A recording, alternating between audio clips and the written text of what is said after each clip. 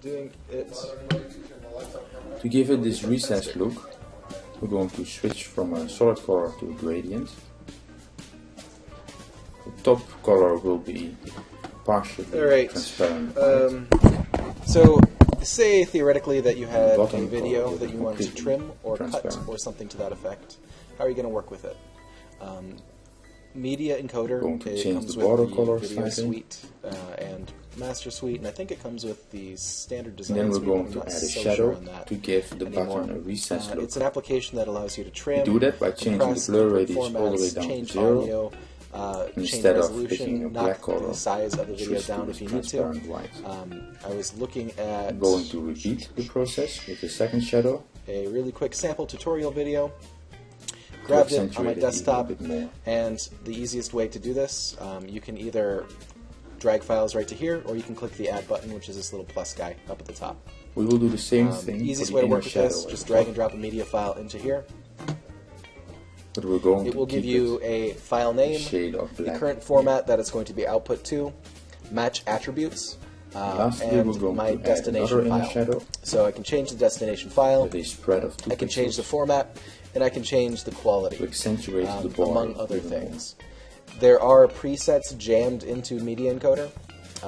You can use them if you want to, but I find it easier to just make up stuff on my own. The image You for want the to make button sure we that you have know already what prepared. output file format you're So just going going for. to move it into place. Standard on a Mac is a .mov Change file. its fill You can color use .mpeg files. to brown. Avoid Windows Media files because they are very difficult to work with. You essentially have to We're going step to them repeat from a the Windows same Media trick file, with the shadow. encode them into something that's Changing the workable on color a Mac for the most part, lighting.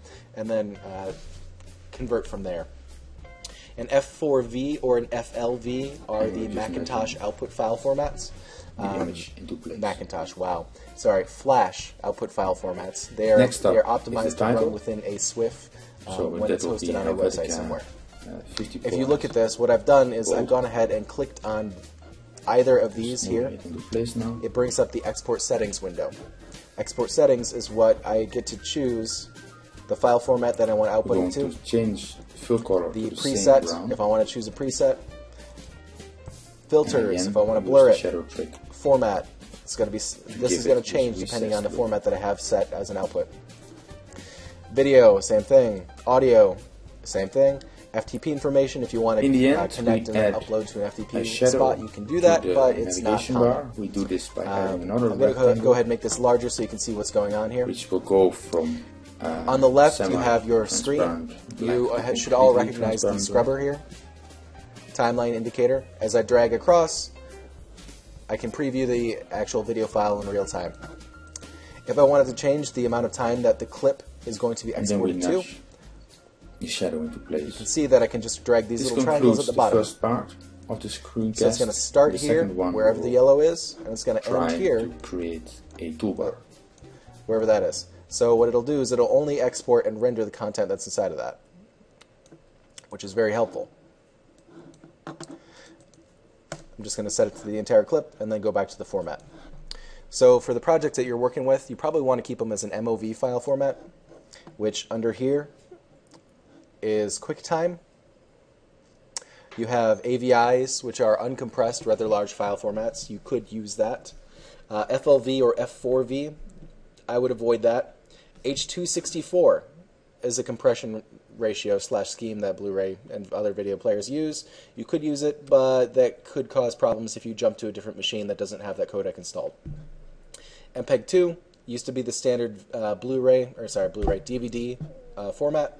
MPEG 2 DVD. MPEG 4 is a more lossy compression ratio of the video format. It's functionally similar to the MPEG 2, except if you watch an MPEG 4, if any of you have ever pirated videos ever, most often they are MP4 file formats, which means it will only display a pixel change if there's an actual change, which means in shaded areas you kind of get a little bit of noise and garbage, and there's sometimes a bit of lag from pixel to pixel. So if somebody moves across the screen, it's not going to change the pixels inside of where their skin color is until it hits the dark spot on the outside of them.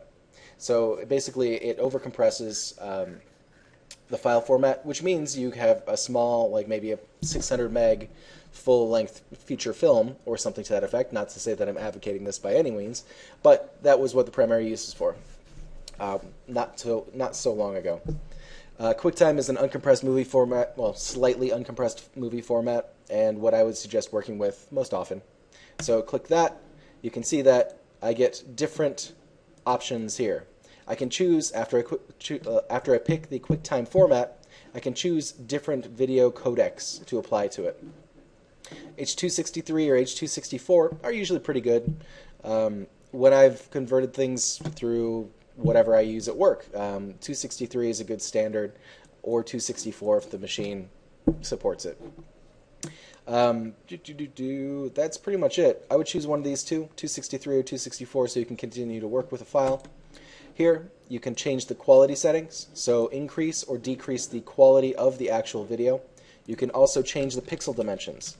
So if you knew your output container was only 720 pixels, change it there. It will by default downsample it, which is handy, especially if you're working with file sizes.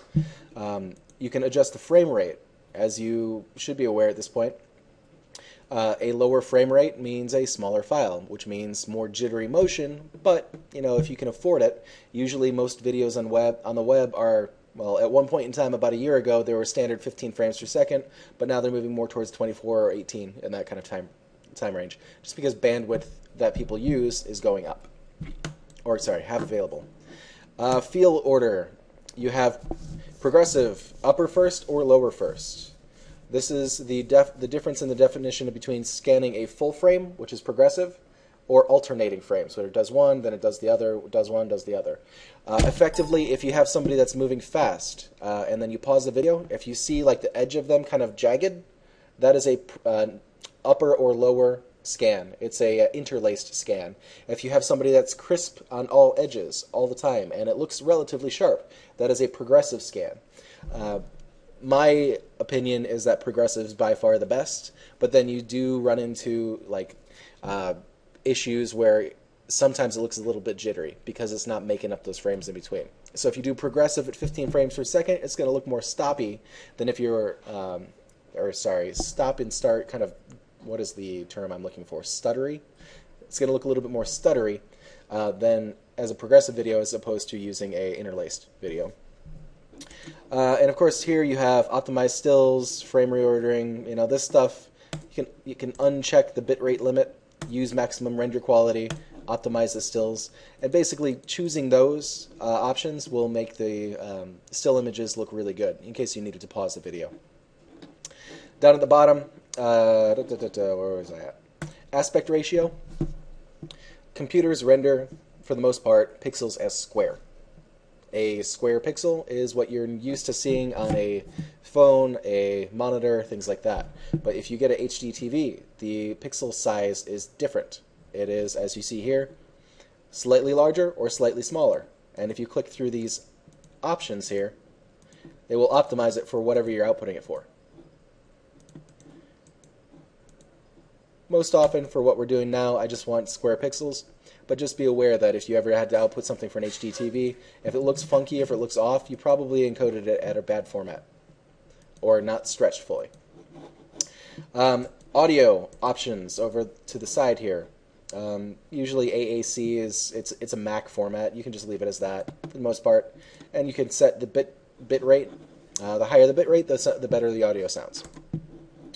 FTP, we can ignore that. Filters, we can ignore that.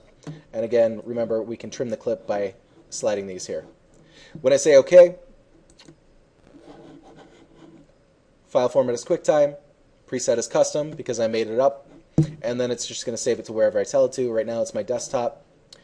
If I click play, what's going to happen is that it's going to start encoding that video, and then it should, presuming it doesn't fail, output that one MOV file to the desktop.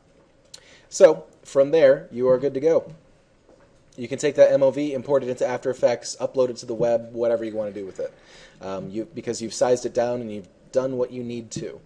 Everything on the right side here, the preset browser kind of by default opens. Really, you can just leave it because you don't, at least I never use it ever.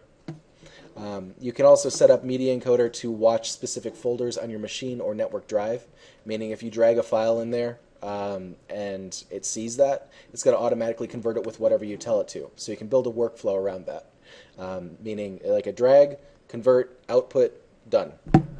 That way you don't need to manually change the settings every single time. Can be pretty easy. As you can see, it's taking a little while to render this thing. It's going to take another 5 minutes roughly. So I don't need to continue to talk for 5 minutes. Let me pause this recording real quick.